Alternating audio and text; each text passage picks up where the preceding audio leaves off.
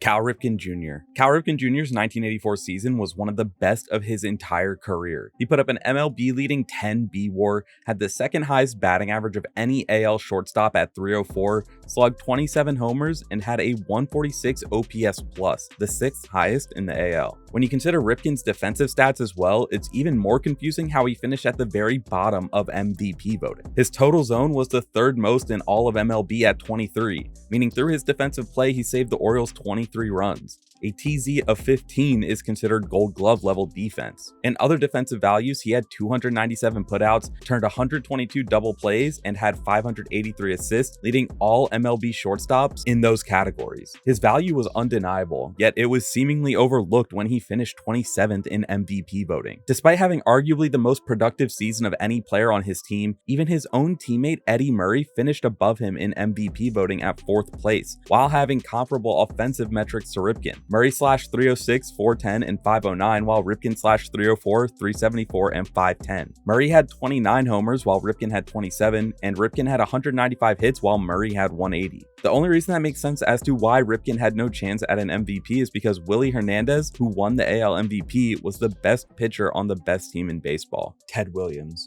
Ted Williams' 1942 and 1947 seasons were absurd in every category. In 1942, he won the Triple Crown with a 356 average, 36 home runs, and 137 RBIs. He had an MLB leading 10.5 B-WAR on the season, along with an insane MLB leading 1147 OPS. In total, he led MLB in 12 different batting metrics in one of the greatest seasons for a hitter in MLB history. Yet Williams still finished second in MVP voting behind the Yankees' Joe Gordon, who finished behind Williams in every single offensive metric. One of the only logical reasons for this is the fact that the Yankees won the AL with their 103 wins, and Gordon was arguably the best player on the team. The more realistic reason is that Williams had a tenuous relationship with the media that decided the MVP. In 1947, Williams had another Triple Crown winning season with his 343 average, 32 home runs, and 114 RBIs. He led MLB in WAR and OPS at 9.5 and 1133 respectively, showcasing a level of production that highlights Williams' skill as one of the best pure hitters in baseball history. But yet again, he was snubbed of the MVP, finishing second to Joe DiMaggio. This wasn't as egregious of a snub, seeing as DiMaggio was the best all-around player on the Yankees and won his 6th World Series championship with the Yankees that year. But there's still an argument to be made that Williams was more deserving of MVP based purely on his dominance at the plate. If you enjoy these baseball explainer videos, consider leaving a like and subscribing, that way you never miss an upload. Matt Kemp. Matt Kemp's 2011 season was one of the most controversial MVP outcomes in recent history, especially given what came out afterward. Kemp slashed 324, 399, and 586 with a league-leading 39 home runs and 126 RBIs. He also led the NL in runs at 115, total bases at 353, and B-WAR at 8, while winning a Gold Glove in center field. His 195 hits and 33 doubles showcased complete offensive dominance. But Milwaukee's Ryan Braun won with a 332 average, 33 homers, and 111 RBIs, receiving 20 first-place votes to Kemp's 10. The deciding factor, Braun's Brewers won 96 games and made the playoffs, while Kemp's Dodgers finished 82 and 79. The controversy came in 2013 when Braun admitted to PED use during his MVP season and accepted a 65-game suspension. Many people, including Kemp, called for Braun to be stripped of the award. The BBWAA refused to revote, leaving Kemp forever as the runner-up to an admitted cheater. Injuries derailed Kemp's career shortly after, and despite playing through 2020, no season would even come close to his 2011 peak.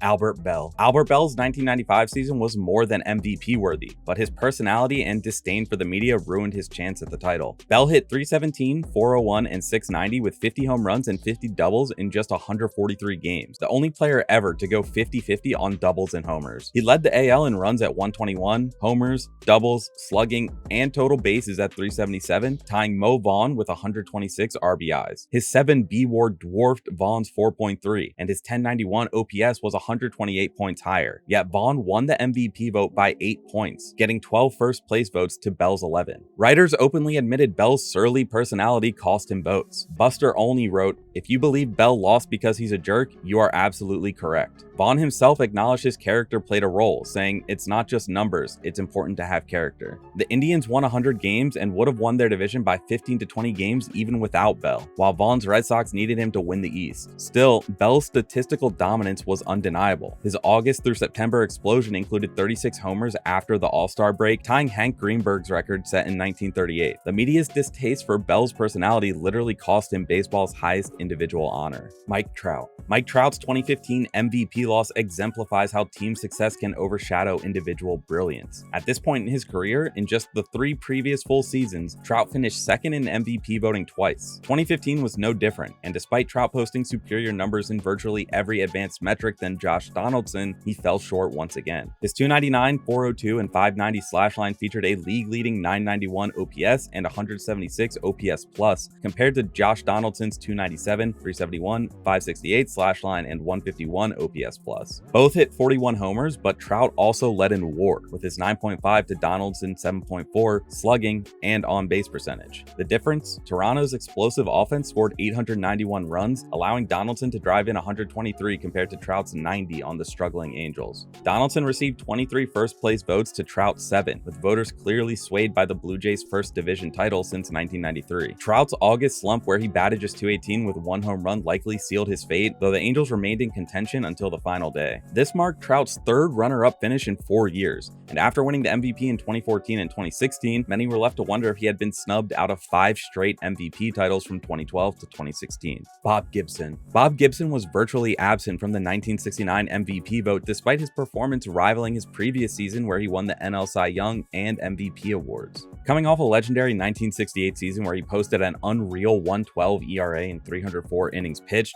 Gibson went 20-13 with a 2.18 ERA, 4 shutouts, and 269 strikeouts in 1969. Despite the mound being lowered and the strike zone tightened specifically because of his dominance, Gibson remained elite, and his 164 ERA plus meant it was 64% better than league average. Yet he received just 2 voting points, finishing the vote in 30th place. Willie McCovey won with 45 homers and 126 RBIs, narrowly edging Tom Seaver. The Cardinals' offensive futility, with the 3rd lowest runs in the NL, meant Gibson received the 12th lowest individual run support in the NL at 3.5, while the league average was 4.1. Yet he still won 20 games. Gibson's 11.3 WAR dwarfed everyone else's on the list, but the Cardinals struggled compared to Seaver's Mets that won the division. The perception that Gibson disappointed by allowing his ERA to balloon from 1.12 to 2.18 overshadowed another dominant season. Ironically, Gibson finished 4th in 1970 MVP voting with inferior rate stats, but with more overall wins at 23, showing how high the voters valued wins as a metric of contribution.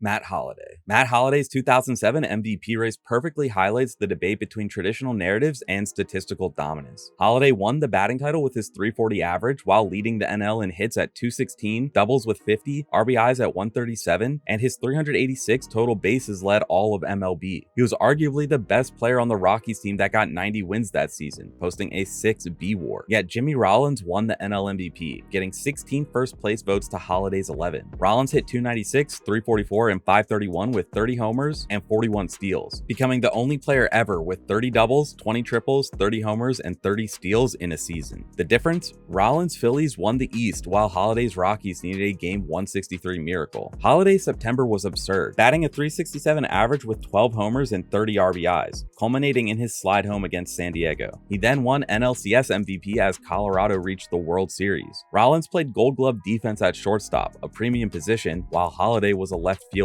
Still, Holliday's offensive numbers were clearly superior, with a 151 WRC plus to Rollins' 119. Holliday's 151 WRC plus meant that he created 51% more runs than the league average player when accounting for the league and ballpark. The debate for the 2007 NL MVP centered on positional value and team success when compared to a significant offensive gap. Mickey Mantle. Mickey Mantle's 1955 represents perhaps the earliest clear MVP snub, losing to teammate Yogi Berra despite a vastly superior performance in nearly every metric. Mantle hit .306, .431, and .611 with 37 homers, leading MLB in walks at 113, leading the AL in OPS at 1042, and triples with 11 on the season. His 9.5 WAR also led all of MLB and dwarfed Berra's 4.5, and he posted a 180 OPS plus to Yogi's 120. Yet Berra won the MVP race with 200 218 points and 7 first place votes, while Mantle had just 113 points and not 1 first place vote. The reasoning was based on a combination of production as well as the intangible value Berra provided. Despite Mantle's elite production, Berra had great offensive output for a catcher and still had elite defense playing a more demanding position. Berra's reputation as a clutch performer and team leader influenced voters, along with his catcher position being valued differently than today.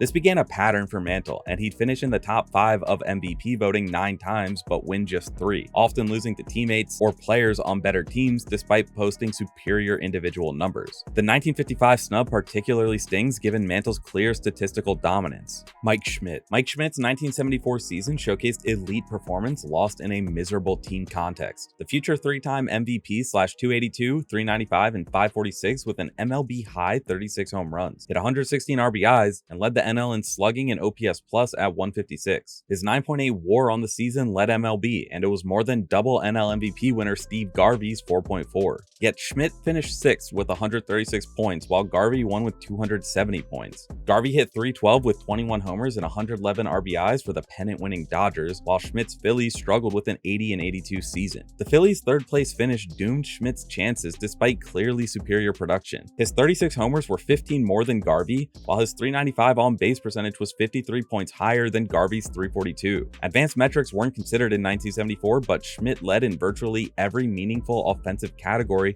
except batting average. Voters rewarded Garvey's team success and higher average over Schmidt's power and on-base dominance. This became a recurring theme for Schmidt, where he would often be undervalued despite elite production, though he'd eventually win 3 MVPs when team success aligned. Todd Helton. Todd Helton's 2000 season produced absurd offensive numbers that somehow didn't translate to MVP votes. The Rockies' first baseman hit a ridiculous 372, 463, and 698 with 42 homers, 147 RBIs, and 405 total bases. He led the majors in batting average, on-base percentage, slugging, OPS, doubles at 59, RBIs, total bases, and his 8.9 WAR topped the league. Yet Helton finished 5th with just 198 points, while Jeff Kent won with 392 points. Kent hit 334 with 33 homers and 125 RBIs for the Giants, who won 97 games to Colorado's 82. The Coors Field bias destroyed Helton's candidacy, and voters dismissed his numbers as ballpark inflated despite his dominant road stats, slashing 353, 441, and 633 in away games. Kent benefited from batting behind Bonds and playing for a winner, though his 7.2 WAR was significantly lower.